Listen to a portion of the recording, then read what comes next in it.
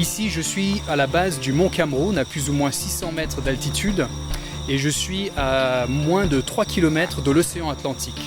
Le mont Cameroun est un volcan qui atteint jusqu'à 4000 mètres d'altitude, et sur tous ses flancs, il y a une forêt tropicale dense, comme nous le voyons ici. Les forêts tropicales humides sont l'un des écosystèmes terrestres les plus diversifiés de la planète. D'ailleurs, derrière nous, vous voyez d'innombrables arbres et d'arbustes. Et il se peut qu'aucun de ces individus appartienne à la même espèce, voire de la même famille. Ceci est en fort contraste avec ce que l'on connaît des forêts tempérées, par exemple en Europe, où une seule espèce peut dominer l'écosystème.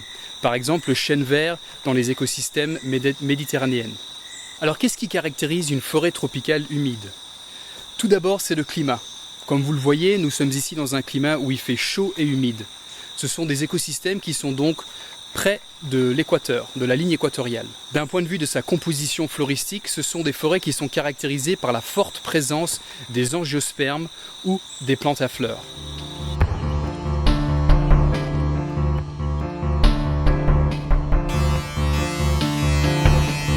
Les forêts tropicales humides sont généralement structurées en plusieurs strates, c'est-à-dire plusieurs niveaux de végétation. Nous avons tout d'abord le sous-bois qui est constitué de petites plantes herbacées généralement. Nous avons la strate intermédiaire qui est constituée d'arbustes de petite taille, 4-5 mètres de hauteur. Derrière moi, vous avez les deux dernières strates des forêts tropicales humides, la canopée qui se situe à ce niveau-là, qui est la limite de la plupart des arbres, et la strate des arbres émergents, comme cet arbre-là. Ces deux dernières strates restent encore très mal connues par les chercheurs car elle est extrêmement difficile d'accès.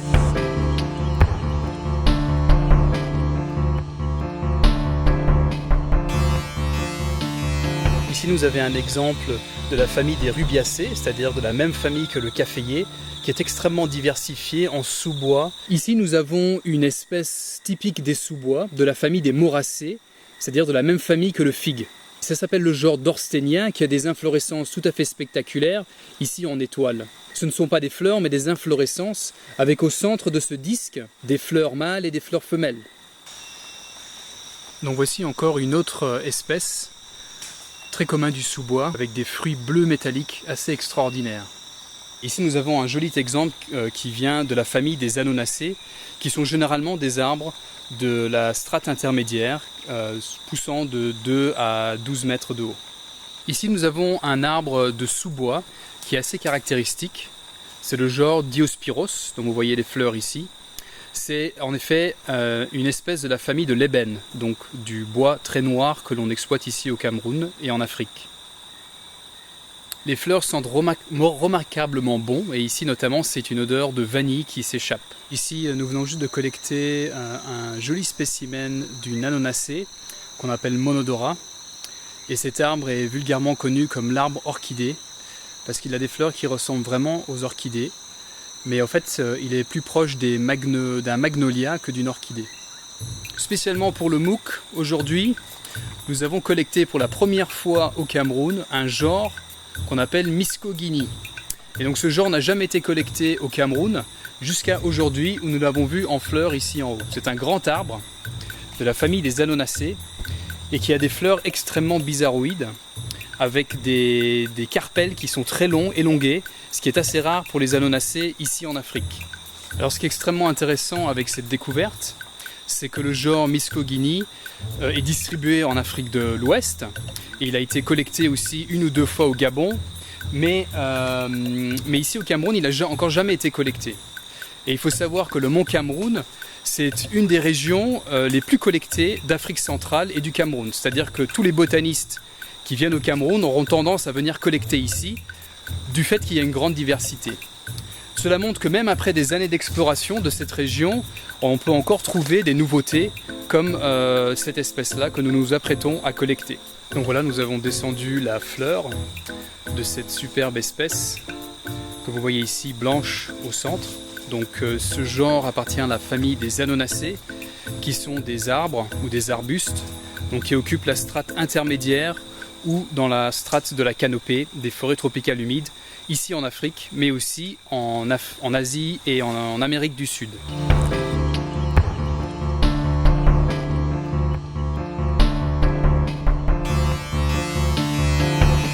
temps en temps, pour collecter les fleurs, il faut grimper dans les arbres. Alors là, je vais grimper un joli spécimen du variodendron.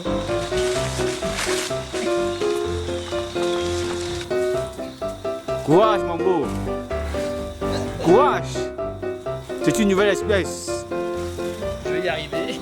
Courage. J'ai fait 1 mètre.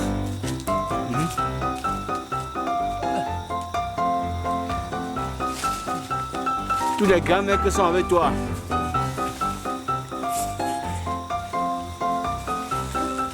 Voilà. Certaines fleurs ne poussent pas près du tronc, mais poussent en hauteur dans les branches. Donc ici, j'ai dû grimper pour essayer de récolter une des fleurs. Et j'ai fait ça parce qu'elle est très délicate, et si on y va avec les perches, ça risque de la casser, de détruire le spécimen.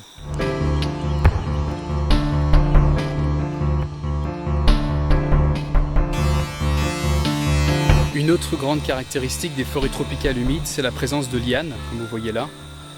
Dans les forêts, normalement, sont couvertes de lianes et elles peuvent représenter jusqu'à 50% de la superficie en termes de densité des troncs.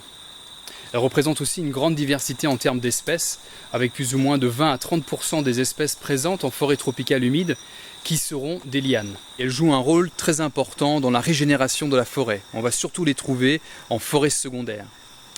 Ici, nous avons un exemple très intéressant, c'est Aristolochia, qui est un genre que l'on retrouve aussi dans les zones tempérées en Europe. Ici, elle se présente sous forme de liane, attachée à une autre liane, et les fleurs poussent sur le tronc, et les feuilles, on va les retrouver tout en haut, vers la canopée. Je pense que la plupart d'entre nous connaissent Tarzan qui se baladait de liane en liane.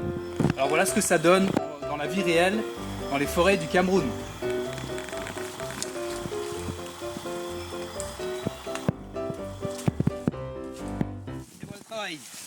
Les épiphytes sont des plantes qui poussent sur des supports, par exemple d'autres plantes comme des troncs d'arbres ou alors des pierres. Ce sont des éléments ici en forêt tropicale humide extrêmement importants et ils participent significativement à la diversité des espèces que l'on rencontre. Ici nous avons un exemple d'un tronc qui est tombé et sur ce tronc nous avons une incroyable diversité. Il y a des mousses, ici nous avons une petite bégonia, ici nous avons une orchidée du genre Bulbophyllum. Ici nous avons un lichen qui est une association entre une algue et un champignon.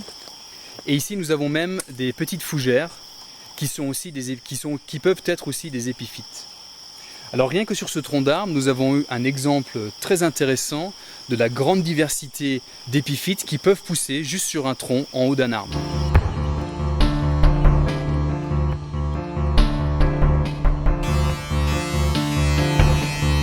Une chose qui est assez remarquable dans les forêts tropicales humides, c'est la présence d'arbres qui font ce qu'on appelle de la cauliflorie.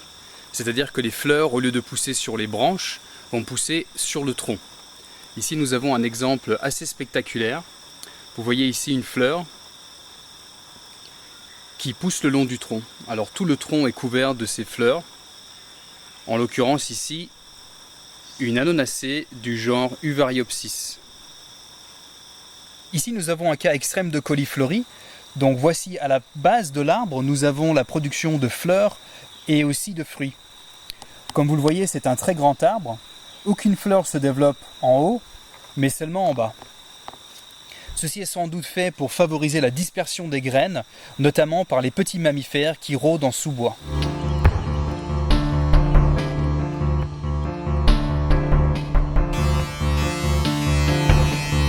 La pollinisation en forêt tropicale humide se fait principalement par les insectes. La pollinisation par le vent est très compliquée parce que dans le sous-bois, il y a très peu de vent. Ici, nous sommes en présence d'une fleur de la famille des Anonacées qui est très connue pour ses pollinisations via les insectes et notamment les coléoptères. Donc ça va faire des fleurs de grande taille comme vous le voyez là. Et à l'intérieur ici, ce qu'on appelle la chambre pollinique, il y a beaucoup de petits coléoptères qui sont en train de manger le pollen. Une fois que les insectes auront fini, la fleur va s'ouvrir et va laisser partir les insectes avec le pollen attaché sur leur corps. Ceci est du genre Cola, qui est de la famille des Malvacées, donc la même famille que le cacao, qui sont particulièrement mauvaises, donc qui sent plus ou moins la fermentation, donc le vin fermenté. Et ceci indiquerait que cette fleur pourrait être potentiellement pollinisée par des mouches.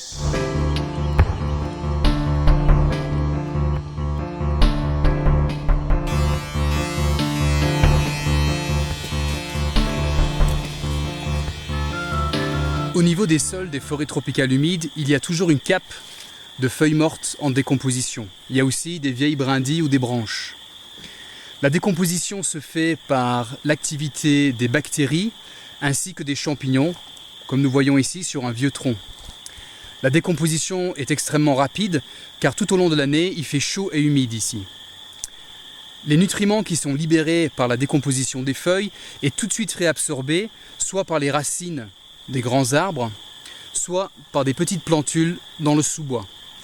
De ce fait, les nutriments ne restent jamais longtemps dans le sol et sont toujours très vite réabsorbés dans les arbres.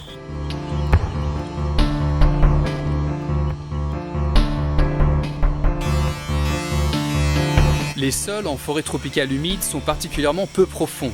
Ceci crée des problèmes de stabilité pour les arbres, notamment dus à leur grande taille et aussi au vent violent que connaissent les régions tropicales.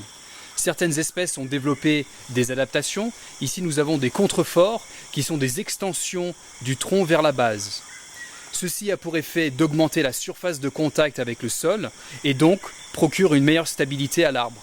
Voici un autre exemple d'adaptation pour une meilleure stabilité chez les plantes en forêt tropicale. Et il s'agit de racines échasses qui sont en fait des racines qui partent du tronc plus ou moins à quelques mètres de hauteur et qui viennent s'enraciner plus loin que le tronc.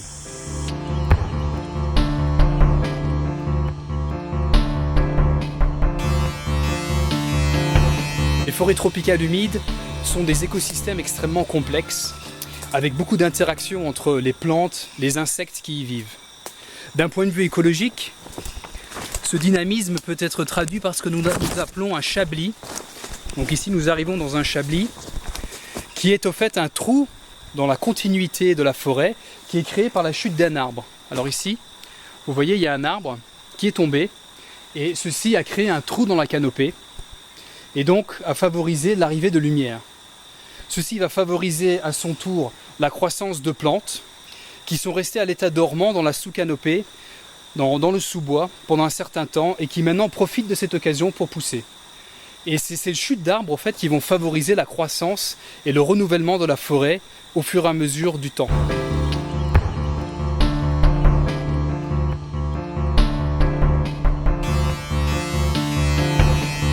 Les forêts tropicales humides sont menacées par de nombreuses choses. Par exemple le changement climatique qui va changer la distribution de beaucoup d'espèces. Elle est aussi menacée par les espèces invasives. Donc ici nous avons un joli exemple, c'est le bambou de Chine.